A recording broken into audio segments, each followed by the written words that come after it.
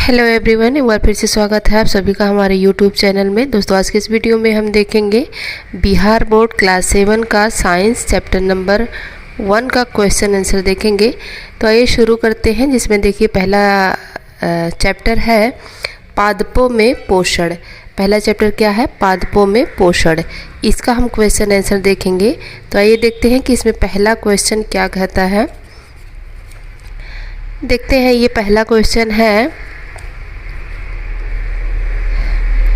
इसमें लिखा है कि जीवों को खाद की आवश्यकता क्यों होती है। जीवों को खाद की आवश्यकता क्यों होती है?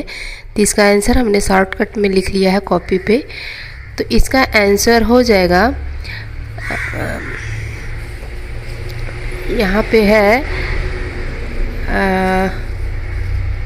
ये, यहाँ से देखिए, जीवों को ऊर्जा और पोषण तत्वों की पूर्ति के लिए खाद्य की आवश्यकता होती है। क्वेश्चन था जीवों को खाद्य की आवश्यकता क्यों होती है। तो जीवों को ऊर्जा और पोषण तत्वों की पूर्ति के लिए खाद्य की आवश्यकता होती है। तो इस तरह से हमने फर्स्ट का आंसर कंप्लीट कर लिया। ये देखते हैं सेकंड क्वेश्चन, परजीवी और मृतजीवी में अंतर स्पष्ट कीजिए। परजीवी और मृतजीवी में अंतर स्पष्ट कीजिए। तो देखते हैं इसका आंसर क्या हो जाएगा। ये है इसका आंसर, परजीवी एवं मृतजीवी में मुख्य अंतर यह है, परजीवी जीवित पौधों से अपना पोषण प्राप्त करते हैं, जबकि मृतजीवी मृत या सड़े हुए कार्बनिक पदार्थों से पोषण प्राप्त करते हैं। इसका आंसर ये हो गया। अब आइए थर्ड का आंसर हम देखते हैं। थर्ड देखिए क्या कह रहा है। थर्ड कह रहा है कि आप पत्ती में मंड स्टार्च की उपस्थिति का परीक्षण कैसे करेंगे। पत्ती में मंड या स्टार्च है तो उसका परीक्षण कैसे करेंगे। तो इसका आंसर देख लीजिए क्या है। पत्ती में मंड की उपस्थिति का परीक्षण करने के लिए आयोडीन विलयन का उपयोग किया जाता है। जब आयोडीन विलयन पत्ती पर डाला जाता है तो मंड की उपस्थिति में पत्ती के रंग का नीला काला होना दर्शाता है कि पत्ती में मंड है। तो इस तरह से यहाँ से लेकर के यहाँ तक इसका आंसर हो गया। आइए देखते हैं नेक्स्ट क्वेश्चन। फोर्थ पे है, हरे पौधों में खाद्य संश्लेषण प्रक्रम का संक्षिप्त विवरण दीजिए। हरे पौधे में खाद्य संश्लेषण प्रक्रम का संक्षिप्त विवरण। तो इसका भी आंसर हम देख लेते हैं। इसका आंसर बुक ही में है। तो आइए देखते हैं किस पेज पर है ये। तो हरे पौधे में खाद्य संश्लेषण का चित्र विवरण दीजिए। तो यहाँ से देखिए फोर्थ का आंसर पेज नंबर आपके 2 पर है। पेज नंबर के 2 पर है। यहाँ से लेकर के कार्बन संश्लेषण के दौरान पत्ती की क्लोरोफिल युक्त कोशिकाएं, यहाँ से लेकर के हम इस क्वेश्चन को यहाँ तक कर सकते हैं, पूरा यहाँ तक। सॉरी, ये यहाँ से लेकर के यहाँ तक और इस पेज पर आकर के यहाँ तक हम इसका फोर्थ का आंसर बनाएंगे। यहाँ से एक बार फिर से देख लीजिए, प्रकाश संश्लेषण से लेकर के फिर ये यहाँ तक इसका आंसर होगा। आइए देखते हैं क्वेश्चन नंबर 5।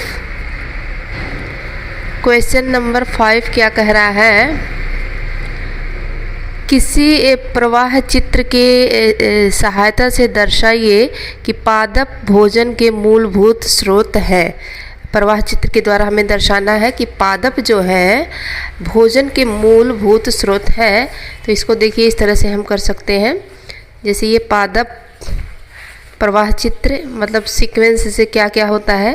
तो पहले पेड़ पौधों को शाकाहारी खाते हैं, शाकाहारी को मांसाहारी खाते हैं, और जो इन दोनों को खाता है उसको सर्वाहारी करते हैं। तो इस तरह से ये 5 का आंसर हो जाएगा। प्रवाह चित्र मतलब ऐसे सीक्वेंस से मतलब कैसे दिया रहेगा, ऐसे ऐसे। ये हो गया। तो आइए देखते हैं क्वेश्चन नंबर 6। क्वेश्चन नंबर 6 को देखते हैं, रिक्त स्थानों की पूर्ति कीजिए। क्योंकि हरे पादप अपना खाद्य स्वयं बनाते हैं, इसलिए उन्हें क्या कहा जाता है? स्वपोषी कहते हैं। 6 में आंसर होगा स्वपोषी। पादपों द्वारा संश्लेषित खाद्य का भंडारण किस रूप में होता है? स्टार्च के रूप में किया जाता है। प्रकाश संश्लेषण के प्रक्रम में जिस वर्णक द्वारा सौर ऊर्जा संग्रहित की जाती है उसे क्या कहते हैं? क्लोरोफिल कहते हैं। और उसके बाद प्रकाश संश्लेषण में पादप वायुमंडल में कार्बन डाइऑक्साइड लेते हैं तथा ऑक्सीजन क्या करते हैं? का उत्पादन करते हैं। अब यहाँ पे देखिए क्या कह रहा है कि निम्न कथनों से संबंध पारिभाषिक शब्द बताइए। पीत दुर्बल तने वाला परजीवी पादप को क्या कहते हैं? अमर बेल कहते हैं। एक पादप जिसमें स्वपोषण और विषम पोषण दोनों ही प्रणाली पाई जाती है उसका कह रहा है कि नाम बताइए क्या होता है? वो घटपर्णी।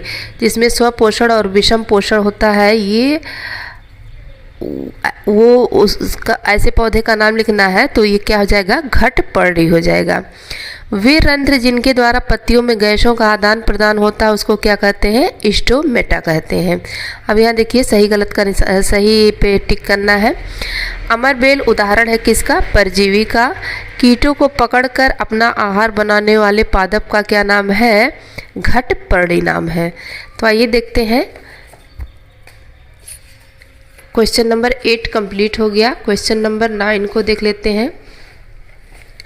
क्वेश्चन नंबर 9 देखिए, कॉलम ए का कॉलम बी से मिलान करना है। तो यहाँ पे देखिए क्लोरोफिल क्या होगा? पत्ती।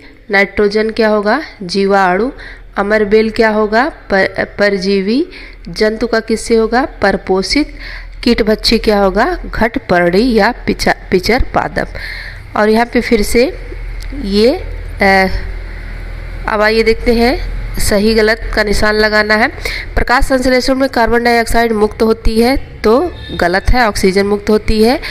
ऐसे पादप जो अपना भोजन स्वयं संश्लेषित करते हैं उन्हें मृतजीवी कहलाता है? नहीं, ये भी क्या हो जाएगा? गलत हो जाएगा। मृतजीवी नहीं, स्वपोषी होते हैं। प्रकाश संश्लेषण का उत्पादन प्रोटीन नहीं है, तो प्रकाश संश्लेषण का उत्पादन प्रोटीन नहीं है। नहीं, जब वो प्रोसेस होता है तो प्रोटीन का निर्माण भी होता है, तो ये गलत हो जाएगा। प्रकाश संश्लेषण में सौर ऊर्जा का रासायनिक ऊर्जा में रूपांतरण होता है, तो सही है ये। पादप के किस भाग द्वारा प्रकाश संश्लेषण हेतु वायु से कार्बन डाइऑक्साइड ली जाती है? तो रंध्र के द्वारा। पत्तियों में जो छोटे छोटे छिद्र होते हैं उसको क्या कहते हैं? रंध्र कहते हैं। उसी के द्वारा वो कार्बन डाइऑक्साइड लेते हैं और ऑक्सीजन छोड़ते हैं। वायुमंडल में मुख्यतः जिस भाग द्वारा पादप कार्बन डाइऑक्साइड प्राप्त करते हैं वह क्या है? वह पत्तियां हैं। पत्तियों में जो रंध्र होती हैं उसी के द्वारा होता है, तो पत्तियों में होती है। तो इस तरह से हमने चैप्टर 1 का क्वेश्चन आंसर कंप्लीट कर लिया है।